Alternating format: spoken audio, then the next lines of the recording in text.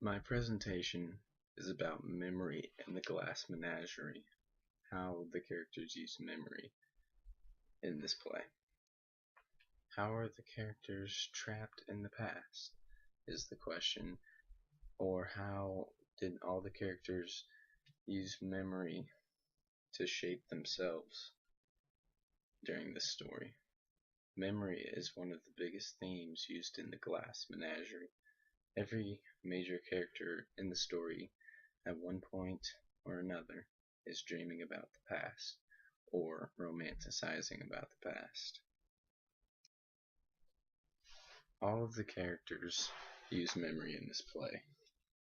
A few in particular use it the most, like Amanda. Amanda is one of the characters who lives in the past the most out of all the characters. For example, she is always reminiscing about how many gentleman callers she had that one Sunday afternoon in Blue Mountain.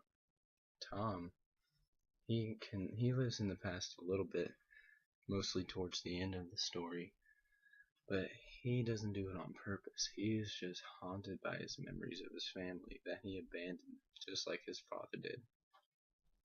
Laura is living in memory a lot too, especially when she is asked about if she ever liked a boy, and then she starts remembering the time in her life that was good. She tells all sorts of things about the guy from the past who she liked. Jim also had his glory days in the past and likes to talk about them a lot. About his high school days where he was on the basketball team, he was on the debate team, he was a singer, and so forth.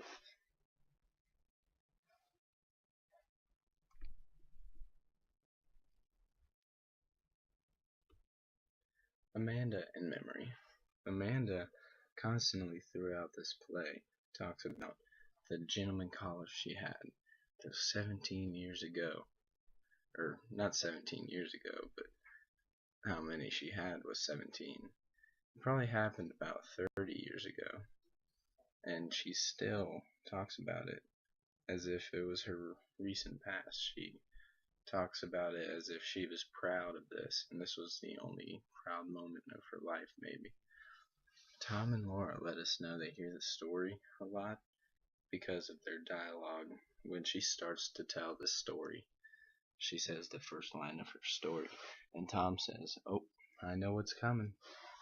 But Laura realizes that her mother likes to tell the story, so Laura wants her to tell it, and she says, "Yes, but let her tell it. She loves to tell it." The first scene of the play is when Amanda drops this story on us the first time.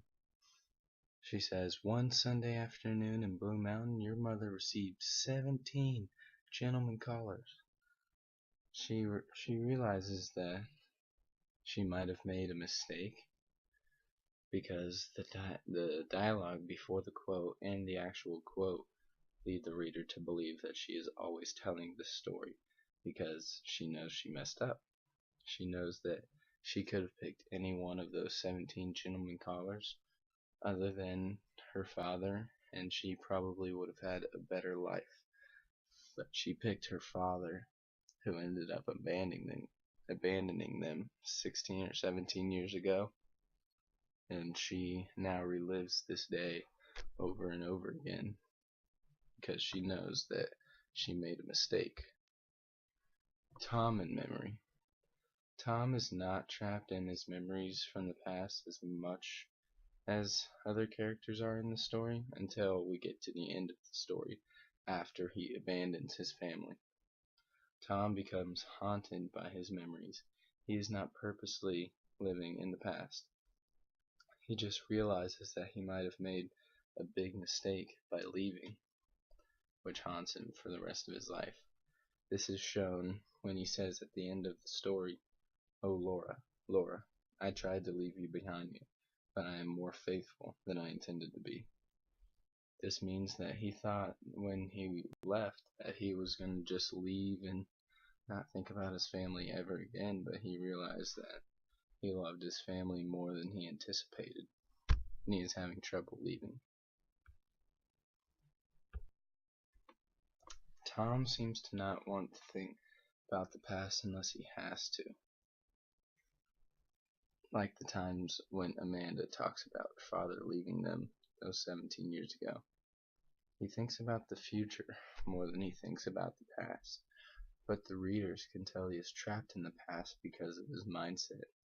He thinks about what his father did and left by leaving, and where his father left them as a family, Tom, Laura, and Amanda as a family, and he wants to do the same thing and leave. He is haunted by his past when he does leave, though. As John Mason Brown says, he is reminded of Laura when he sees a glass collection in a window, which reminded him of his sister's glass menagerie at home. Laura and memory. Laura is quiet in this story, but the readers can tell that she also thinks and feels trapped by the past. She is forced to think about the past when her mother talks and tells that story about all the gentlemen callers that her mother had, and this makes Laura think about how few she herself has had. When her mother asks if she ever liked a boy, Laura did remember a part of her life that seemed good for her. She tells the story, reminiscing and smiling the whole time about the boy she liked in high school and how he called her blue roses and how it was really nice. They had a good talking relationship. It seems that part of her life she was happy, so she likes to relive those times again. But Laura puts herself in a mindset that is bad about her past, how awful her past was because she had such social anxiety and a limp. She has twisted her past into an awful time, and her mother does not help with this. She puts herself in the mindset that her past was a bad one in high school because of the limp and her unsocialness with her anxiety. But Jim remembers her from high school. He remembers her being a sweet, nice girl, unlike Laura's mental picture of herself. She ruined her own self-esteem. Laura is trapped in the past because of the things she thinks about herself, like her limp and anxiety, and she can't live her life now because of it. She can't be around people without being so nervous. And she told the story about her business college class. She was so nervous that she threw up everywhere, which is crazy because she is a sweet girl, apparently, to people that get to know her. Jim and memory. Jim lived in the past in this story because in high school 6 years ago, he was in his prime. He had potential to do good things in life because he was good at everything in high school. In the play, Tennessee Williams writes Jim is friends with Tom at the warehouse because Tom knew him in high school, and Jim needed someone who knew him in high school because he was very good at everything in high school, which people might not believe if he told everyone that. But he uses Tom to vouch for him when he had his former glory, who had seen him win basketball games and the Silver Cup in debating. Tom is the only person at the warehouse who knew him in high school. Jim also seems like he's a dreamer, and he wants to think about the future, but he is doing that because he is trapped by his past. He had been picked most likely to succeed in high school, but he is working at the same warehouse where Tom is working.